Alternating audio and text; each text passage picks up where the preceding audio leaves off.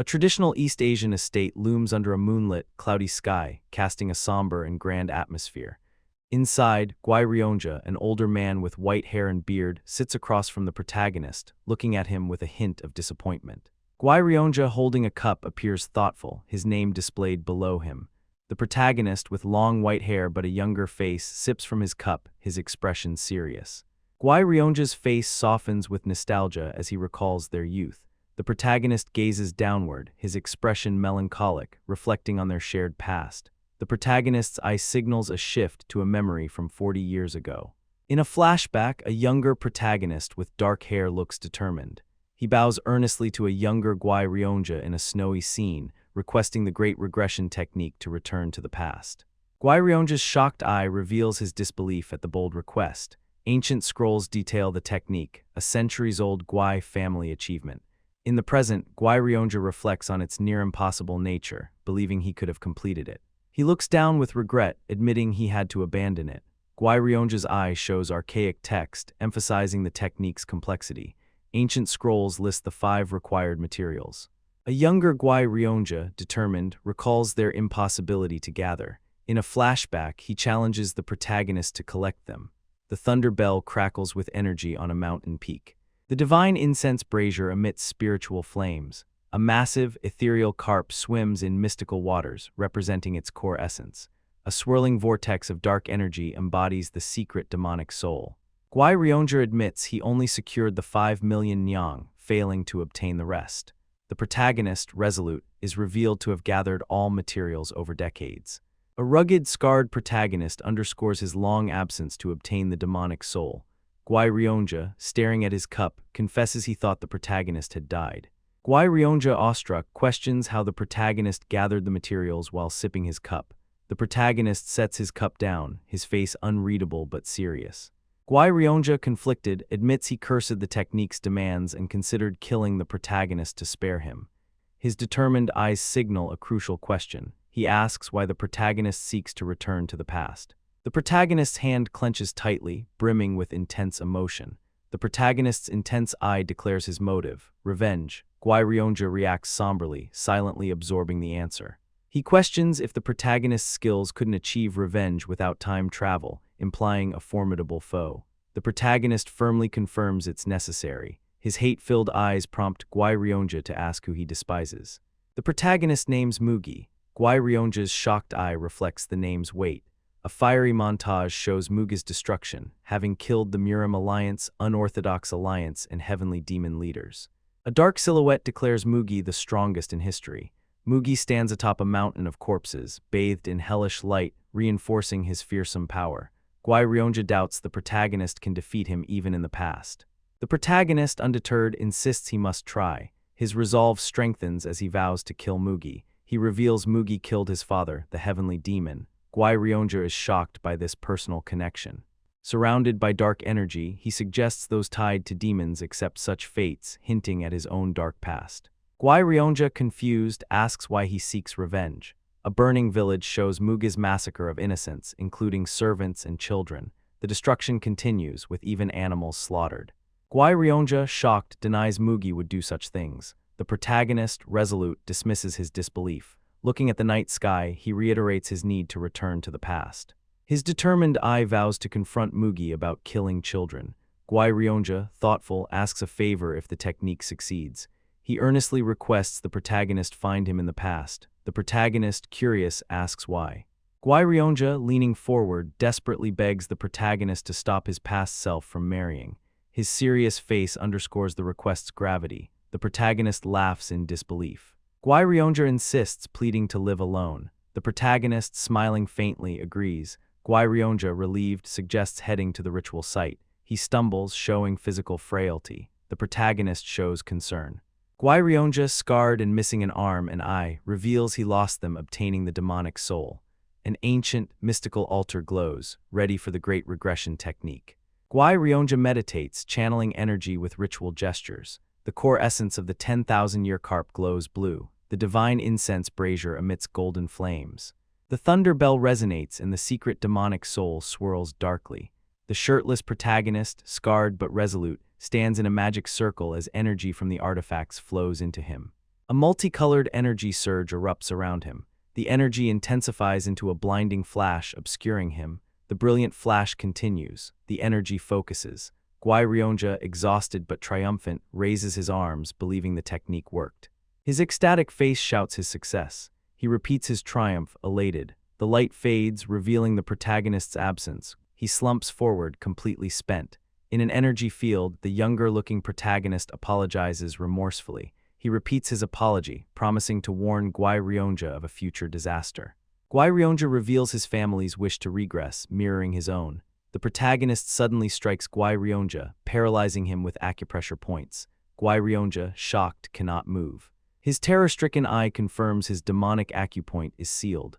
Guayonja, horrified, accuses the protagonist of betrayal. The protagonist, cold and impassive, addresses him casually. Guayonja, anguished, questions the betrayal. The protagonist's glowing hand plunges into Guayonja's chest, delivering a fatal blow. Guayonja coughs blood. The protagonist, with a flicker of regret, apologizes, claiming a momentary lapse. He acknowledges Guayonja's sacrifices, deepening the betrayal. Guayonja, wide-eyed, coughs more blood. The protagonist admits his selfishness drove his success. Guayonja continues coughing, dying. The protagonist, looking down, claims he spared him longer than others. Guayonja, dying, forgives the protagonist with a serene expression. Bathed in golden light, he reaches weakly toward the protagonist, who thanks him for his lifelong dedication. A tear falls from the protagonist's sorrowful face as he apologizes again. Guayonja lies still, his light fading as he dies. The scene shifts to monochrome, debris hangs frozen around the protagonist. He looks confused, noticing everything stopped. His shocked face questions the frozen scene. An ethereal figure in golden light appears, declaring the protagonist passed all tests. The protagonist questions the figure's identity. The serene figure claims to be the true enabler of time travel. The protagonist reacts with shock. The figure states humans cannot grasp cosmic logic. It dismisses the material's role, emphasizing effort. The figure gestures, revealing the true catalyst was the protagonist's sacrifices. The ethereal being praises the protagonist's lifelong dedication. Energy crackles around it. The being reveals forgiving Guayonja was the final test, which he passed easily. The protagonist, weary but determined, demands to be sent back. He vows to kill Mugi and save innocence. The being questions if that's all.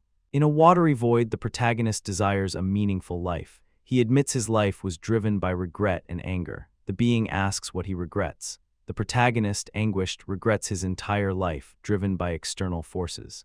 He felt manipulated, his life ending unfulfilled. Guayonja's deceased face symbolizes this end. The being, curious, anticipates his new life. Surrounded by golden light, it initiates regression. The protagonist, now younger, dissolves into light, looking back sorrowfully. He dissolves into a vortex of light. Swirling energy depicts his time travel journey.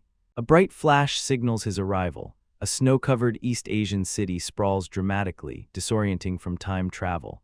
The younger protagonist, with dark hair, looks disoriented but aware, processing his arrival. He stands in an open area, taking in the vast city amid a distant crowd's noise. Warriors or cultivators look tensely in one direction. The protagonist, in traditional robes, confirms he's back in the past. Intense eyes against a fiery background suggest a powerful figure. The imposing heavenly demon sits on a throne, exuding authority. A fiery, chaotic scene hints at the demonic cult's presence. The heavenly demon notices something. His stern face focuses forward. The protagonist recognizes him as his father. A sudden realization strikes the protagonist. His startled face processes the moment. An off-panel voice calls him Second Young Master, demanding action, revealing his past identity. An aggressive cult member demands a fight. The protagonist, realizing the situation, stands in a tense arena with demonic cultivators. He understands the context. His focused eyes confirm the moment. The protagonist identifies today as the new demon skirmish. The heavenly demon, seated imposingly on his throne, declares the next cult leader won't be limited to his bloodline. A shocked crowd of demonic cult members reacts to the merit-based succession rule. The heavenly demon, resolute against a fiery backdrop, stands firm on his announcement. A backdrop of fighting silhouettes highlights the announcement of a competition among the demonic cult's next generation, setting the stage for the intense succession battle. Two figures face off, with the victor earning a chance to challenge one of the heavenly demon's sons. A single figure with a bloody fist stands victorious, earning a wish from the heavenly demon. Gu Pyung-ho, bruised and arrogant, lies defeated, reminding the reader of the protagonist's recent opponent. In a flashback, Gu Pyung-ho taunts the protagonist in the snowy arena, suggesting he surrender. The protagonist recalls feeling offended in the original timeline when Gu Pyung-ho chose him, believing he was an easier target than his older brother. In the present, he reconsiders, suspecting another motive. A shadowy cook mixes poison into rice, revealing Gu Pyung-ho's treachery in the past timeline. The cook places the poisoned rice before the younger protagonist, sabotaging his inner energy.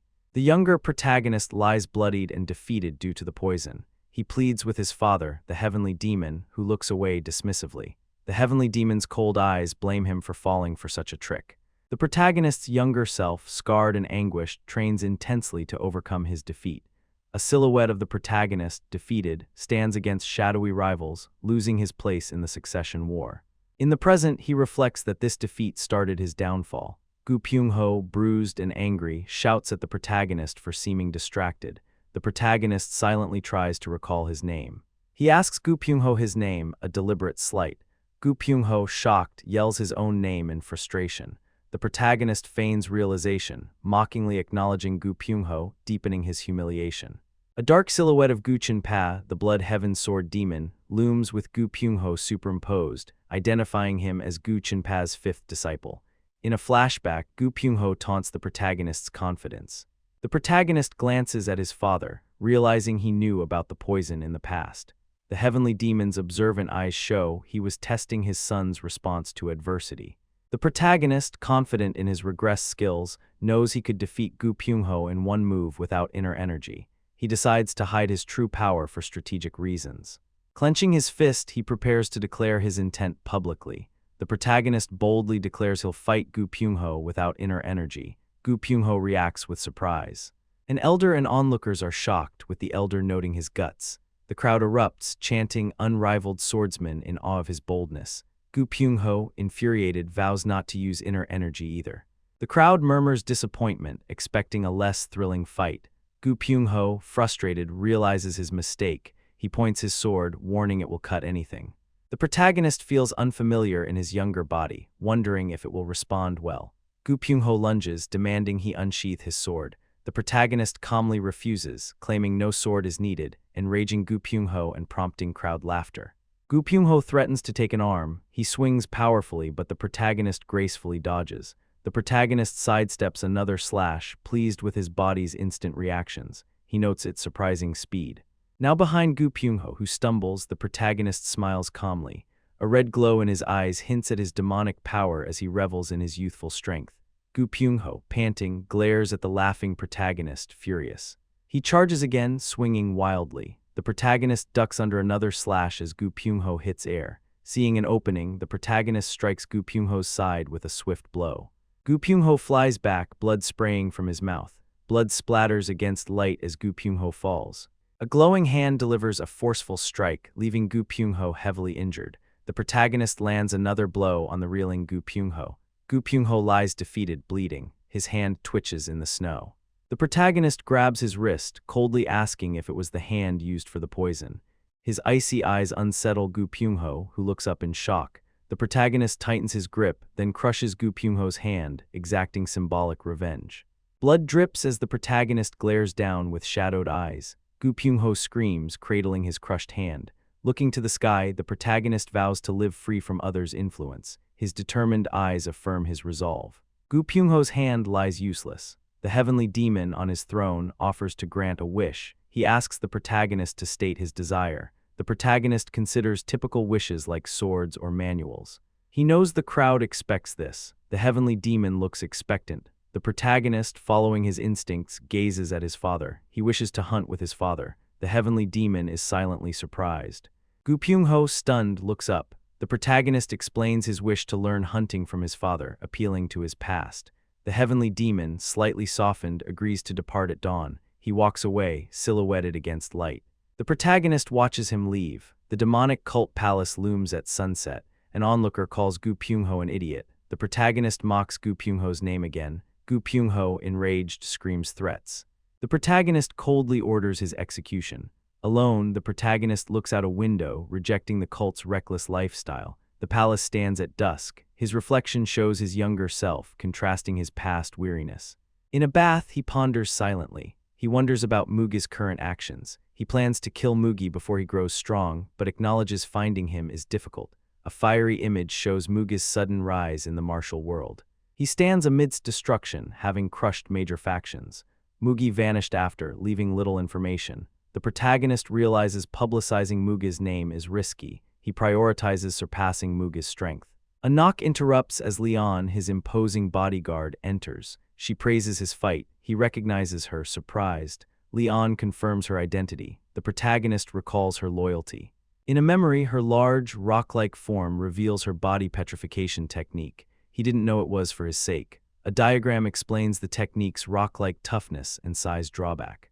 Leon shields him from Mugi's attack, cracking under impact. The protagonist, shocked, survived due to her sacrifice.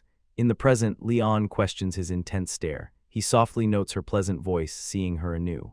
The protagonist reflects on Leon's readiness to die for him. In the past, he saw her only as a bodyguard. He regrets taking her for granted, like air. A golden light behind Leon symbolizes his newfound appreciation. He notes her larger size with affection. Leon, confused, questions his stare. A beautiful, ethereal image of a younger Leon, with flowing hair and surrounded by flowers, shows her delicate past. The protagonist narrates that everyone believed she would become the world's greatest beauty. Present-day Leon, larger but with a gentle smile, contrasts sharply with her former self. A shadowy panel shows the younger protagonist oblivious as Leon's silhouette weeps, her eyes swollen from crying over her changed appearance. The protagonist's sorrowful face reflects his regret, wondering how she felt. A romanticized image of what Leon could have been, elegant and graceful, underscores her sacrifice. The protagonist admits he may have treated her coldly after her transformation. His determined eyes in the present signal a shift. Facing Leon with a warm golden glow, he vows to eliminate her technique's side effects. Leon, surprised, asks if he's all right, sensing his intensity. He composes himself, insisting he's fine, then smiles genuinely, saying he's actually good. Leon, puzzled, notes his strange behavior. The protagonist, with a knowing smile, acknowledges Leon's perceptiveness as his daily bodyguard. His eyes gleam as he invites her to see something stranger. Leon, curious, asks where they're going. With a mischievous look, he cryptically says they'll flip the dining table. Leon looks baffled. In the demonic cult's kitchen at night, the protagonist confronts the terrified cook from the original timeline's poisoning. He demands to know why the cook did it. The cook feigns ignorance, trembling. Looming over the cook, with Leon watching confusedly, the protagonist accuses him of using energy-dissipating poison. The cook denies it, sweating. The protagonist presses, revealing the cook gambled away 3,000 nyang, shocking him with future knowledge. A flashback shows the cook's gambling debts consuming his family's wealth and loans. Another flashback depicts his desperation, explaining why he'd poisoned the protagonist's meal. The cook collapses, begging for mercy, admitting his intent. The protagonist asks if Gu Pyungho personally delivered the money. The cook confirms it was Gu Pyungho. The protagonist grabs the cook harshly, a swift motion echoing his anger. The cook cowers on the ground. The protagonist's cold, white-haired future self overlays his current form, condemning the cook's betrayal. Head chef Lim steps forward, bowing, and takes responsibility for the kitchen.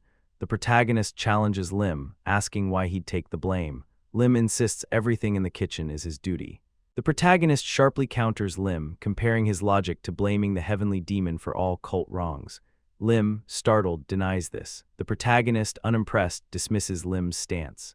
Abruptly, he demands shredded chicken noodles for dinner. With Leon behind him, he walks away, reiterating his craving. Lim looks confused. Leon notes he ate that dish recently, highlighting his odd behavior. The protagonist smiles wistfully, thinking that to him, it was decades ago. At dawn, the heavenly demon pavilion looms in falling snow. The heavenly demon, in hunting attire, questions the protagonist's heavy gear. The protagonist, also dressed for hunting, explains it's for a multi-day trip. The heavenly demon, surprised, planned only a day's hunt. The protagonist suggests they might enjoy it longer. The heavenly demon, mildly amused, calls it an ambitious dream and starts walking. A misty mountain landscape sets their hunting ground. As they trek through snowy paths, the heavenly demon compliments the protagonist's skill. The protagonist, surprised, wonders if his father noticed him hiding his past life abilities during the Gu Pyungho fight. Looking at his father's back, the protagonist decides to admit he hid his skills. The heavenly demon confirms he noticed. The protagonist likens himself to a beast hiding its claws, not a hissing cat. The heavenly demon questions why a beast would conceal its strength. The protagonist, caught off guard, reconsiders his analogy. The heavenly demon smirks, calling him a cat, implying cunning over raw power. He then asks how much of the soaring sword art the protagonist has mastered. Swirls of blue energy depict the soaring sword art, exclusive to the heavenly demon's bloodline, akin to the demon supreme's techniques. The protagonist claims complete mastery. A flash of red energy marks the heavenly demon's sudden attack. The protagonist instinctively dodges, a red trail grazing his cheek. A slight cut on his cheek reveals the attack's danger. He notes a slower reaction would have cost him more. The heavenly demon, impassive, acknowledges his mastery. The protagonist challenges his father's reckless test, asking what would have happened if he hadn't dodged. The heavenly demon coldly says failure would have proven his lie, injury as punishment. The protagonist wryly notes a scar would mar their similar faces. The heavenly demon's face flickers with unreadable emotion, briefly questioning if he went too far. His eyes soften slightly. He praises the protagonist for mastering the art so young, turning to continue walking. The protagonist smiles, pleased. A sun-dappled forest frames their peaceful walk.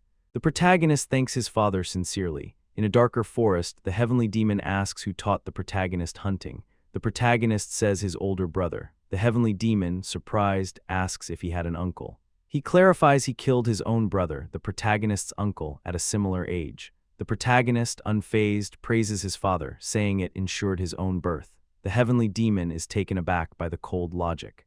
The heavenly demon processes his son's reaction, turning away heavily. The protagonist empathizes, noting even his father must have been hurt by kinslaying. A burdened image of his father reflects this pain.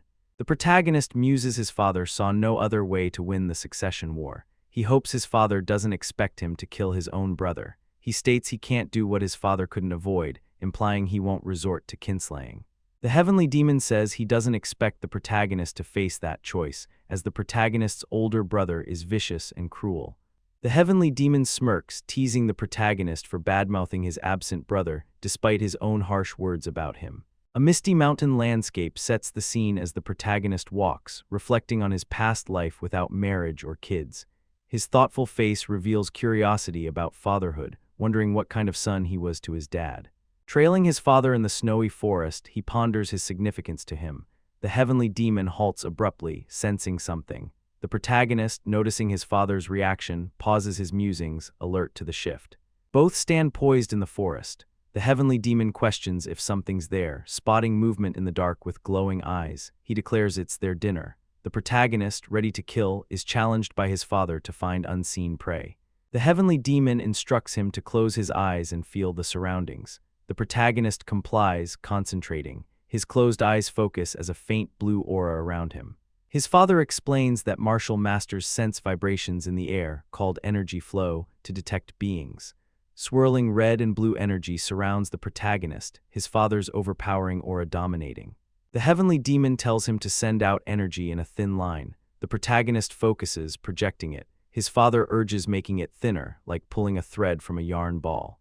The protagonist visualizes this, extending blue energy threads. He makes contact, smiling slightly. The heavenly demon asks if he's reached it. The protagonist confirms he feels it, and his father asks what it is.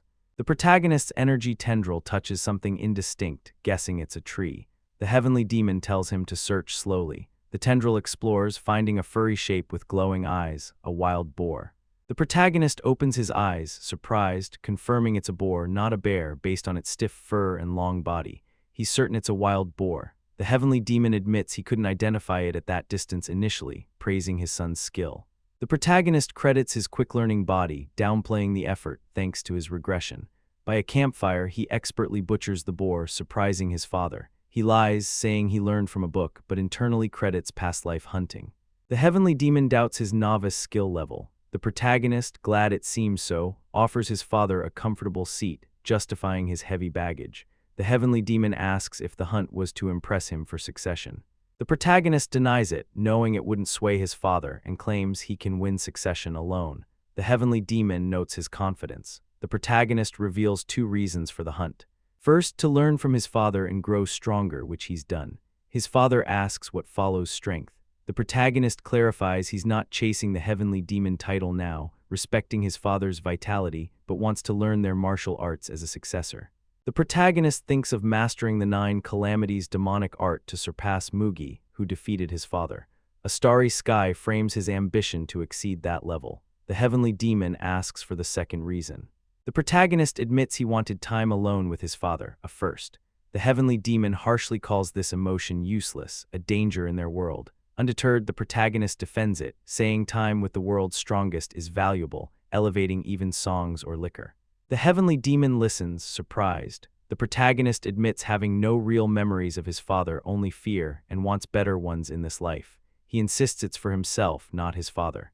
The heavenly demon, avoiding the sentiment, notes Dawn's arrival. By the dying campfire, the protagonist suggests returning. The heavenly demon insists on hunting a tiger first, fitting their status. The protagonist, surprised, quickly gathers his gear, pleased.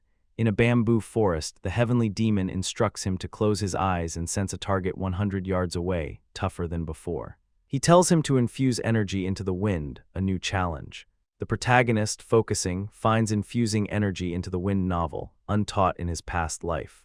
The heavenly demon urges quick energy discharge, not cautious tricks. The protagonist struggles to merge his energy with the wind, unsure how to combine them. His energy's yellow core pulses. Realizing his mistake, the protagonist sees infusing isn't riding the wind but entangling them. His blue energy weaves with wind currents, extending outward. It contacts a shadowy tiger with glowing eyes. His eyes snap open, the cut on his cheek visible, confirming success. The protagonist confirms the tiger's presence. The heavenly demon, sensing his effort, advises training multiple energy lines for survival.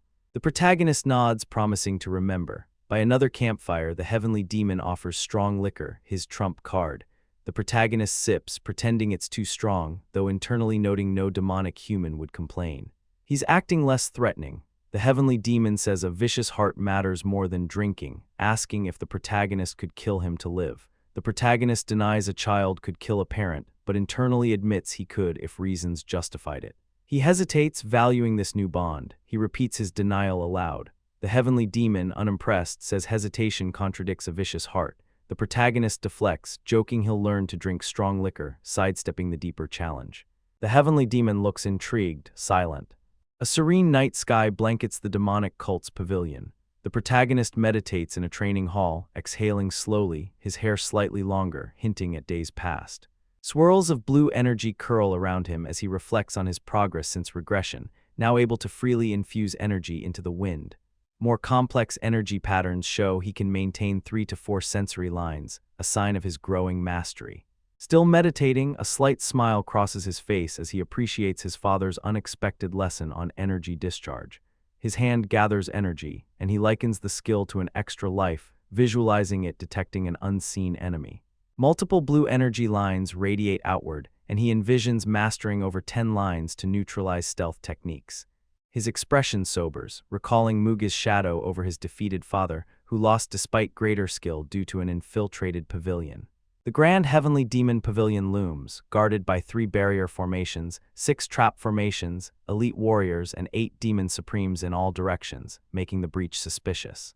A montage introduces the 8 demon supremes: northern demonic swordsmen led by the 1/Sword Supreme, southern demonic bladesmen under the Blood Heaven's bladesmen, eastern iron fists with the undefeated fist demon, western demonic sorcerers led by the soul-stealing demon, northeastern faceless swordsmen aspiring to the evil smiling demon, southeastern drunken swordsmen with the demonic drunkard, southwestern poison fangs under the poison king, and northwestern crazy monks devoted to the demonic Buddha.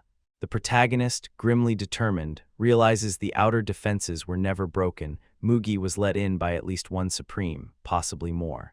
A shadowy traitor's silhouette haunts him. The culprit was never found. Resolute, he decides to treat all 8 supremes as traitors. A monochrome image of his dead father on the throne burns in his mind, the supremes turning away, dissolving the cult instead of seeking revenge. His knowing eyes reflect his past life insight into their lives and deaths. Standing from meditation, his energy lingers as he walks, footsteps echoing, ready to act. Planning to exploit the Supremes, he's interrupted by Yang Po, a thuggish disciple, harassing Leon outside, calling her fatty and demanding the protagonist. Hearing this, the protagonist emerges, questioning Leon for waiting during his days-long training. Yang Po, identified as a disciple of the Blood Heaven's Bladesman, mocks the protagonist's sudden training. The protagonist notes his father's open succession rule diminished his status, fueling ambitious cult members like Yang Po to challenge him for fame. Yang Po demands he take responsibility for crippling Gu Pyungho. The protagonist dismisses him, denying any serious rapport. The protagonist deduces Yang Po seeks an apology to impress his master, the Blood Heaven's Bladesman, after a disciple selection snub. He mocks Yang Po's ambition, sparking denial. Turning cold, the protagonist demands Yang Po apologize instead. Shocked, Yang Po asks for what? The protagonist points to Leon, demanding an apology for the insult. Leon, surprised, says it's fine, but the protagonist insists, unmoved. A tear forms in Leon's eye, touched by his defense. He escalates, ordering Yang Po to kneel and apologize. Yang Po, incredulous, repeats the insult, enraging the protagonist further. Yang Po defiantly refuses to kneel, preferring death. The protagonist, with a predatory smile, agrees to grant his wish, unleashing a surge of blue energy. Yang Po and his cronies reel from his killing intent. Leon watches, stunned. The protagonist draws his glowing sword, giving an ultimatum: kneel or fight, warning retreat would shame Yang Po's master. Yang Po, cornered, asks why he's so extreme. The protagonist tolerates direct challenges but not insults to Leon, declaring her immense value. Yang Po, uncomprehending, attacks, drawing his blade. Yang Po's allies warn him off and Leon voices concern. Yang Po lunges, aiming to take an arm, respecting the protagonist's status. In a blur, the protagonist counters with blinding speed, his blade slashing multiple times. His sword arcs upward, disarming Yang Po. A brutal slash crosses Yang Po's neck, blood splattering. Leon's wide eyes reflect shock at the efficiency. Yang Po, clutching his wound, falls in disbelief. The protagonist stands calmly, sword dripping blood. Sheathing his sword, the protagonist declares Yang Po's mouth, used to insult and unapologetic, caused his death. A flashback shows the initial insult.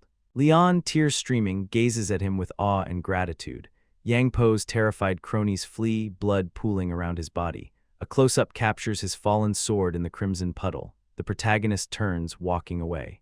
His blood-splattered figure strides off, hair flowing ethereally, wind swirling with his power. The protagonist stands over the body, sword sheathed. A crony shouts Yang Po's name from a distance, enraged, while Leon watches the protagonist. The crony threatens consequences, but the protagonist's cold gaze compares their defiance to Yang Po's. They order the crony to relay their message exactly, vowing to hunt them by dusk if altered. Leon, concerned, asks why they risked so much for her. Softening, they note her worry despite her pain, framing the killing as justice to ease her guilt. Leon fears the Blood Heaven's Bladesman's retaliation, unconvinced by their dismissal. Reflecting, the protagonist validates Leon's fear, picturing the 8 Demon Supremes' power, rivaling their father's. The Blood Heaven's Bladesman's silhouette looms. Flashbacks show them crippling Gu Pyungho and killing Yang Po, strikes against the Bladesman's disciples. Yet they calmly assure Leon the Bladesman won't act, as retaliation would bring criticism, not gain, and pride won't sway him. Leon, skeptical, mentions his pride, but the protagonist insists she needn't worry. Internally, they see Yang Po's death as a gain, their victories over Gu Pyungho and Yang Po boosting their cult standing, earning a point in the succession war. Leon bows, tearfully thanking them for defending her, her smile radiant. Gruffly, they tell her to never forget, masking care with a faint smile as Leon beams. Wishing for Leon's lasting happiness, they envision her smile. Alone later, they recall the despair after the cult's fall, driven only by regression's pursuit. They ponder life without that goal, interrupted by a crackling presence. Their eyes widen as a red aura surges, heralding the Blood Heaven's Bladesman, his stern glare and demonic energy overwhelming. Sweating under the Bladesman's pressure, the protagonist admits misjudging his swift arrival, doubting they could dodge with their regressed body's weak energy, despite past life knowledge. Leon kneels nearby, terrified, as the Bladesman demands why they acted. Defiantly, they call Yang Po a fool. The Bladesman, intrigued, questions further. Taunting, they invoke their father, daring a fight. The Bladesman threatens to behead them, testing their nerve. Betting on their father's wrath, they hold firm and the Bladesman's sword halts inches from their neck, hesitating. The protagonist calculates their worth as the heavenly demon's son outweighs the bladesman's, framing it as a 70-30 split. The bladesmen, posturing, questions testing their father's reaction. They lean on their father's supposed paternal love, holding the psychological edge. The bladesman feints another threat but relents, noting the heavenly demon has 2 sons, making the risk uneven. He concedes the protagonist's cunning over Yang Po's folly, leaving with a warning to avoid future meetings. They retort that Yang Po's lack of cunning cost his life, landing a final jab. As the bladesman vanishes, the protagonist stumbles, collapsing in pain, clutching their chest. Leon rushes to them, alarmed. A sharp flashback to Guayonja's betrayal surfaces with "Why did you do it?" echoing likely their pained thought, blaming Guayonja for the regression's toll. That cursed old man curses Guayonja as the strain of confrontation and regression manifests. Supported by Leon, they recover, analyzing the bladesman as a meticulous planner who considered killing them. Grimly, they wonder if the bladesman, assessing their successor potential, is their first true opponent in the succession war, their eyes glowing with resolve against a dark backdrop. The protagonist, eyes glowing with blue energy, stands in the training hall, tendrils of power extending from him. His focused face reflects mastery of the wind infusion technique. Rising, he ascends a grand staircase toward his father's pavilion. A massive, shadowy bird-like creature lands before him, and atop it stands the heavenly demon, cloaked in imposing robes. The protagonist, startled, says, "Father." The heavenly demon gazes down, ordering his son to suppress his emotions, revealing he's meeting the blood heaven's bladesman. The pavilion looms as narration confirms the meeting. The protagonist, thoughtful, recalls the bladesman's disciples, one crippled, one killed, wondering if the bladesman seeks death or something else by summoning his father. He questions if his father intends to punish him, his eyes narrowing with sudden realization. The heavenly demon, stern, explains the bladesman demands punishment, summoning both to address it. The protagonist deduces his father refused to punish him, offering a chance to explain. Bowing slightly, he reminds his father of his non-interference in the succession war. The heavenly demon smirks, affirming he won't interfere but will judge deeds. The protagonist justifies punishing Yang Po for insulting Leon, earning a quiet acknowledgement. The heavenly demon muses that status doesn't shield anyone from consequences. The protagonist senses his father's belief in him, but the heavenly demon notes a mismatch in his expression, demanding true thoughts. After a tense silence, the protagonist admits that alongside Mugi's rise, they've lost something vital. The heavenly demon, intrigued, interprets this as losing their purpose, prompting the protagonist to question the pavilion's true aim. His father declares it to be the strongest, reigning as absolute evil. The protagonist, doubting, wonders if it's to embody absolute evil, but his father insists on showing supremacy. Internally, the protagonist sees his father ignoring deeper truths, clinging to a destructive goal despite Mugi's past victory. The heavenly demon scolds his son's romantic musings, insisting his goal as his son is strength. The protagonist reflects that his father's defeat by Mugi stemmed from arrogance, unable to imagine a stronger foe, blinding him in battle. Snow falls over the cult's territory as the protagonist gazes out, lost in thought. The heavenly demon asks if being his son is a burden. The protagonist deflects, grateful for his concern. Conceding, the heavenly demon drops the debate, urging him to remember his lineage, and plans to claim he's punished his son to appease the bladesman. Sensing a hidden agenda, the protagonist decides to test him, claiming the bladesman saw him training Leon as a successor. The heavenly demon rephrases it as a disciple, probing. The protagonist admits his actions caused misunderstandings, and the heavenly demon, with a faint smile, leads him to the minor heaven cave. Staring into the dark cave, the protagonist recalls its mystique as one of the cult's 3 mysterious places, tied to the founder's enlightenment and rumored to imprison a demon. Only the heavenly demon knows its truth. Inside, strange symbols glow. Noticing Leon's presence, the protagonist wonders if his father senses something in her. The heavenly demon cryptically mentions a few months, hinting at a prolonged stay. In an icy chamber, the protagonist recognizes it as a legendary training ground to become the strongest. The heavenly demon confirms it's where heavenly demons are forged, revealing this as his son's punishment. Warning of the cave's deadly toll, he urges caution. The protagonist, smiling eagerly, retorts that his father should challenge him to emerge transformed or die. The heavenly demon, with a faint smile, tells him to survive, approving his fierce resolve. The protagonist stands in the minor heaven cave, its eerie teal-lit walls creaking mechanically. His footsteps echo as he takes in the strange surroundings, recalling his father's ultimatum: succeed in 10 days or die. Approaching a massive stone door, he watches it rumble open, revealing a training chamber where a golem activates, startling him. Carved instructions appear on the wall.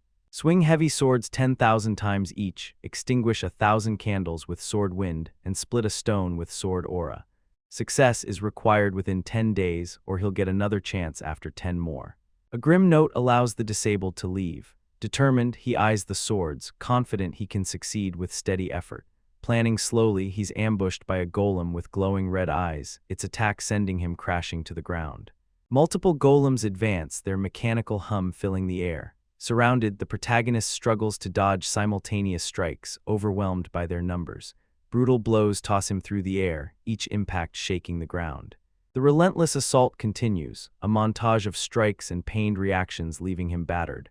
Lying defeated, he realizes his complacency, understanding this is a combat trial, not simple training. A golem looms, but as it strikes again, he rolls away, narrowly surviving. The golems keep attacking, landing another blow as he wonders if he's died. Suddenly they retract, their eyes dimming, leaving him dazed but alive. Pushing himself up, he deduces the golems test his abilities and block training progress. Recalling his past life success after 9 days and 87 tries, he grips a sword, fueled by memory. Leon, having completed the swings and candles, faces the stone-splitting trial. The protagonist's narration overlays, recalling his past life's 87 tries and success on the final day, marveling at his perseverance. In his chamber, he faces the stone, unable to use the soaring sword art, limited to the cult's basic sword art. Admitting his current skills are lacking, he recalls Guayonja's disdain for such trials, sparking an idea. Dismissing brute force as nonsense, he notes the instruction only requires splitting the stone, not restricting enhanced sword aura. Gathering energy, his sword glows, and with a powerful soaring sword art strike, he cleaves the stone cleanly. Panting, he doubts his approach, having used advanced techniques. The heavenly demon appears, surprised, saying he didn't expect this. The protagonist fears anger for bypassing the trial's intent, but the heavenly demon, examining the stone, radiates a blue soaring sword art aura, stunned by its energy signature. He marvels that such refined power isn't from mere mastery, suspecting the protagonist held back. Their gazes meet, crackling with energy, the heavenly demon's expression mixing pride and intrigue. Touching the cut, he reveals a pulsing, purple-glowing demonic essence pill embedded within, a rare treasure uncovered by the precise strike. In a dark, misty void, a metallic-bordered text box declares, "The demonic essence pill." The words loom large, hinting at a blurred figure or structure in the background. A speech bubble explains, if a demonic human who's learned demonic martial arts consumes it, they'd gain a tremendous amount of energy. The shadowy environment persists, the air thick with mystery. Light particles float around him, suggesting a mystical energy. He thinks, if I had cut the ball with enhanced sword aura, the pill would have exploded due to the heat. A close-up on his face reveals sharp features and dark hair as he gazes downward thoughtfully. This is a reward for the person who cuts it just with the sword, he muses. His expression hardens, recalling his father's advice, don't create heat. The camera zooms closer, focusing on his serious eye and mouth. MC bows his head slightly, eyes closed in gratitude. Thanks, father, he says softly. A powerful purple aura with black lightning tendrils erupts around him as he lowers his head. His eyes glow intensely purple in an extreme close-up, the aura swirling fiercely. Now levitating slightly, MC is enveloped in a bright white and purple aura, arms outstretched in a confined space with grid-like lines. A massive surge of swirling purple energy fills the area. His glowing purple eyes remain intense. He exhales, against a stark black background. Now masked, covering the lower half of his face, MC crouches, one hand on the ground. His gloved hand clenches tightly. I can feel a strong power in this body that I didn't feel before, he thinks, a blue aura surrounding him. The thing I lacked most was energy, and now I've acquired it. A new text box appears. 1. Differentiate life and death, with the Chinese character for life, sheng, beneath it. Another follows. 2. If you fail, you shall be given another chance 5 days later, with smaller Chinese characters below. Then 3. Those who are ready stand within the crimson circle. MC, still masked, steps into a glowing red circle in a stone room bathed in teal light. He ponders, differentiate life and death. What kind of trial is this? Small green plants sprout from cracks in the stone floor, some purplish as light particles float. This is, he thinks, realization dawning. A trial that requires me to differentiate herbs from poisonous plants. In a flashback, a younger MC, unmasked, searches a forest for plants requested by Guayonja. The scene shifts to a misty, abstract vision of him among plant-like shapes. I know how to differentiate all sorts of herbs and poisonous plants, and even know their effects, he recalls. Back in the present, his masked face looks confident. This is an easy trial for me. His gloved hands hold a green leafy plant. This is the only thing that's not poisonous. The other plants retract, but new ones sprout. They want to prevent anyone who got lucky by guessing, he thinks, so they want them to go through a second test. Those who don't know anything about herbs have to consume these to find out what's what. MC holds a 3-leafed plant, 2 others blurred behind. More plants appear as he stands in the red circle, observing silently in the eerie teal light. There aren't any coming up again. Was that the end? He wonders. A glowing teal portal appears in the wall. Voices of unseen trial participants echo, "I'll become a poisonous human at this rate. What kind of idiot thought of such a test? There must be a clue to figure out the herb. I succeeded on the 96th try. I'm tearing up. I lost so much hair from eating all that poison. Don't count on something like luck." MC, facing the portal, reflects. When Father said to not count on luck, it means he remembered everything he ate starting from the first test. A hint of contentment crosses his eye. Fortunately, we were both able to keep our hair, he thinks. A new text box announces, the last trial. Another states, 1. Survive the illusory life and death trap formation with the character for life, Sheng. Then, 2. If you die in the trap formation, you will actually die, with the character for death, Sai. Finally, 3. Those who are ready stand within the crimson circle. MC steps into another red circle, his eye serious. A trial where I die upon failure, others' words echo. It was a really tough fight. When I become the heavenly demon one day, I'll find the person who created this formation and kill him. It was really scary and tough. I will never step into it again. MC recalls his father's words. Don't rest, surprised, he thinks, don't rest, realizing, although he left some hints for this trial too, that seemed to be advice for how I should live my life from now on. His eye widens with focus, reacting to a teal glow. Suddenly he stands in a desolate, cracked earth landscape under a pale sky, sword ready. Wind, he murmurs, hair blowing. Kneeling, he touches the ground. All of this feels real. Gritting his teeth, he marvels. The illusory life and death trap formation. To think there could be something that creates things so real. Shadowy, beast-like figures materialize around him. Although they're illusions, I can really feel their presence. Dark, sword-like illusions close in, their killing intent palpable. This is truly a good opportunity for me, he thinks, a confident smirk forming. MC draws his sword, slashing powerfully, dust flying. He clashes with a shadowy enemy, the action blurring. Spinning, he attacks another, which begins to dissipate. Sweat on his face, he delivers a glowing strike, shattering an illusion. In midair, he brings his sword down, cracking another enemy. Landing crouched, his sword in the ground, defeated illusions dissolve around him.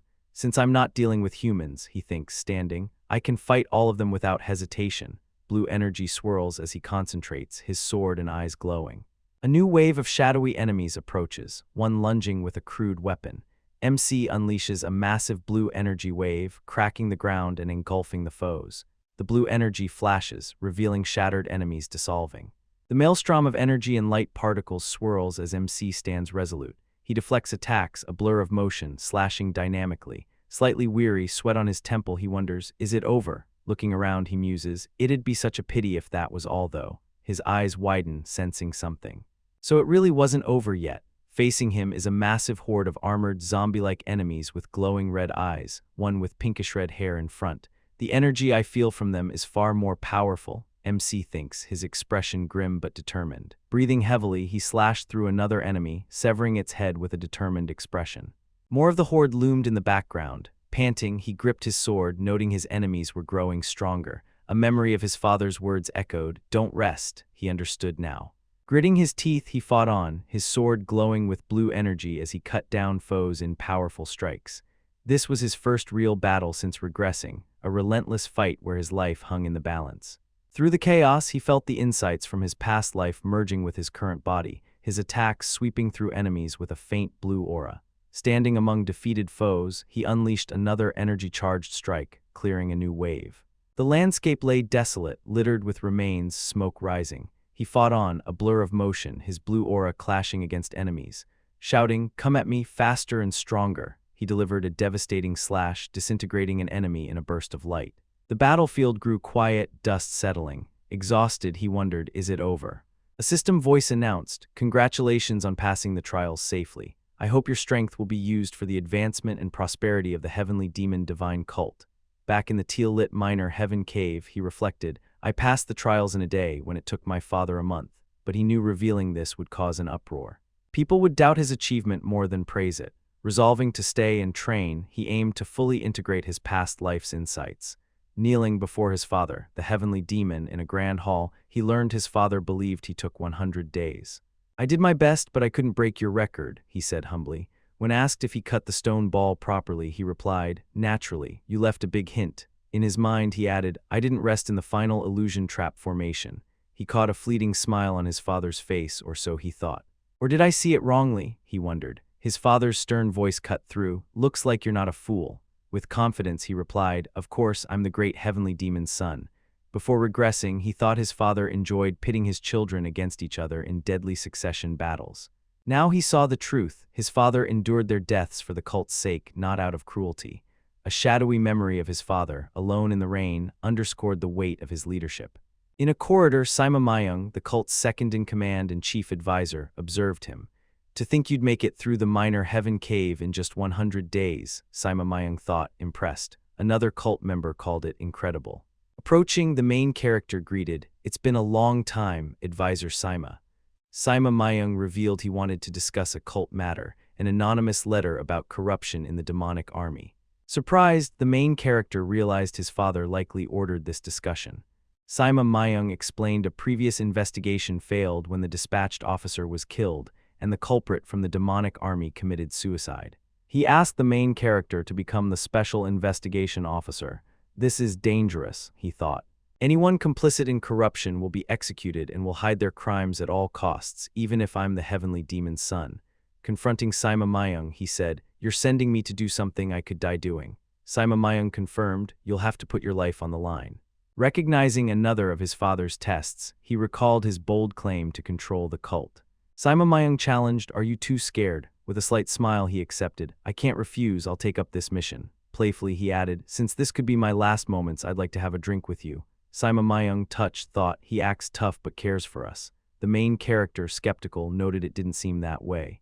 At the Nirvana Pavilion, he met Seo Daryong, a young officer with messy hair and a tired expression, holding documents. Expecting a woman, he quipped, "I told the chief advisor to send the most beautiful woman." Seo Daryong, unfazed, thought sarcastically, "I guess I look like the most beautiful woman in his eyes." Brushing it off, the main character said, "Let's get to work." As they left, Seo Daryong asked, "Are we leaving now?" "Yes," he replied, striding ahead. Seo Daryong explained the demonic army's commander, Gu Qinyang, was the younger brother of Gu Qinpa, the Blood Heaven's sword demon, and led an elite force for 8 years. "They're good at their work," the main character noted. Stopping abruptly, he questioned Seo Daryong's lack of enthusiasm. "Even if we uncover the corruption, nothing will change," Seo Daryong said cynically. Pressed further, he revealed the previous officer, his mentor, was killed. His determined eyes showed resolve, despite the danger. Thanks for watching. If you want more content like this, let me know in the comments. Don't forget to like and subscribe to stay tuned for the next videos.